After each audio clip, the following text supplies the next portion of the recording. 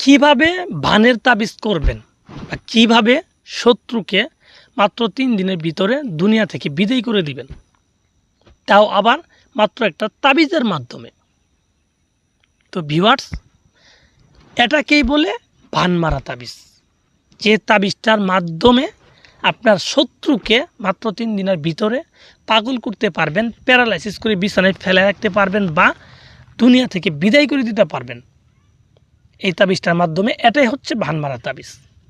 তো এই তাবিজটা করতে গিয়ে অনেকেই হাজার হাজার টাকা শেষ করে ফেলছে, নিজের দুধ দাপ পারতে পারতে নিজের জীবন শেষ করে ফেলছে, কিন্তু কাজ করতে পারে নাই।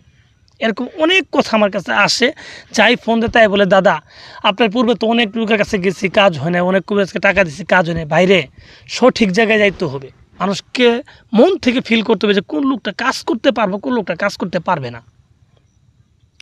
বুঝতে পারছেন বিষয়টা?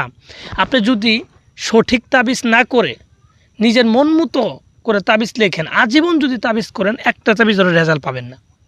আর সঠিক নিয়ম অনুযায়ী যে মোয়াক্কেল ধারা যে নিয়মগুলো দেওয়া আছে তাবিজের, সেই নিয়ম অনুযায়ী যদি আপনি তাবিজগুলো লিখেন, আপনি যদি একটা তাবিজ লিখেন, একটা তাবিজই আপনার কাজে দিবে। আমি অত্যন্ত গ্যারান্টি দিলাম যে একটা তাবিজ আপনি লিখেন সঠিকভাবে, সঠিক নিয়মে, একটা তাবিজই আপনার কাজ হবে। কারণ তাবিজ কবজ কাজ হওয়ার জন্য দুনিয়াতে আইছে।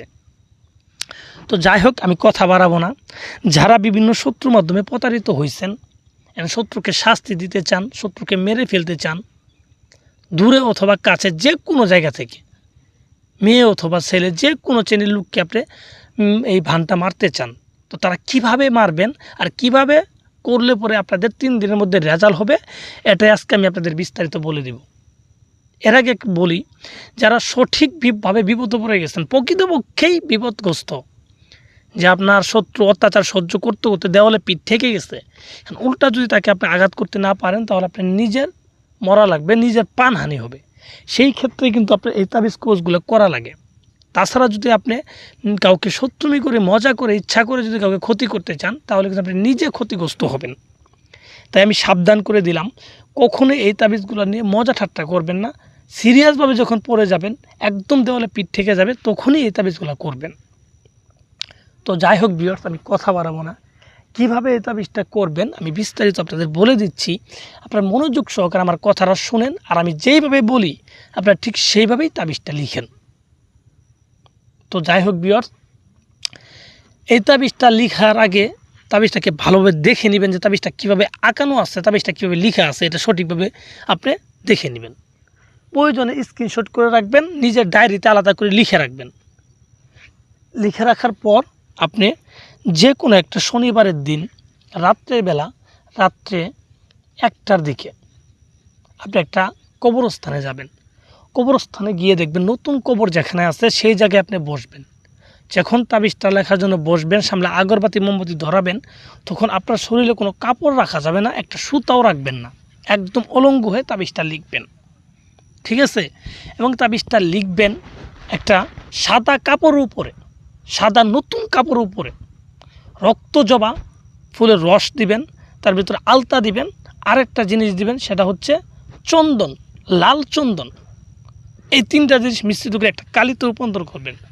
সেই কালি দিয়ে সাদা কাপড়ের উপরে নিম গাছের ডাল কেটে কলম বানায় সেই কলম দিয়ে লিখবেন। আমি যেভাবে লিখছি সেম টু সেম একইভাবে 2টা তাবিজ আপনারাও লিখবেন। লিখার পরে তাবিজের ভিতরে দেখেন নাম আছে, যেখানে নাম, শত্রুর নাম এবং শত্রুর বাবার নাম লিখে দিবেন। আর এটা মেয়েদের ক্ষেত্রে মায়ের নাম লিখবেন, আর ছেলেদের ক্ষেত্রে বাবার নাম লিখবেন। আর যারা শত্রুর বাবার নাম জানেন না, তাহলে সেই ক্ষেত্রে কী করবেন সেটা বলাও ঠিক হবে না, কারণ এটা আমি বলবো, দেখবেন এটা ভাইরাল হয়ে গেছে, এটা আমার কাছে গোপনই থাক। তো এইভাবে নামগুলো সঠিকভাবে লিখে দিবেন। লিখে দেওয়ার পর 2টা তাবিজকে আপনি 2টা তামার মাদুলিতে ভরবেন। তামার মাদুলিতে ভরার পর, ঠিক আছে, একটা তাবিজকে আপনি যেখানে বসে তাবিজটা লিখলেন, যে কবর উপরে বসে, সেই কবরের ভিতরে ঢুকাই দিবেন। ঢুকাই দেওয়ার পর আরেকটা তাবিজ যে আপনার কাছে আসে, সেই তাবিজটাকে নিয়ে একটা কুকুরের গলায় বেঁধে দিবেন, সাদা কুকুরের গলায়। যেইভাবে হোক কুকুরটাকে ম্যানেজ করবেন, কুকুরের গলায় বাঁধবেন। তাহলে এই তাবিজটা কুকুর 3 দিন বহন করলে আপনার সেই কুকুরটা 3 দিন পরে মারা যাবে। কী করবেন? কুকুরটাকে মারতেই হবে আপনার কাজ হাসিল করতে গেলে। তো কুকুরটা মারা যাবে আর আপনার কাঙ্ক্ষিত ব্যক্তিও মারা যাবে।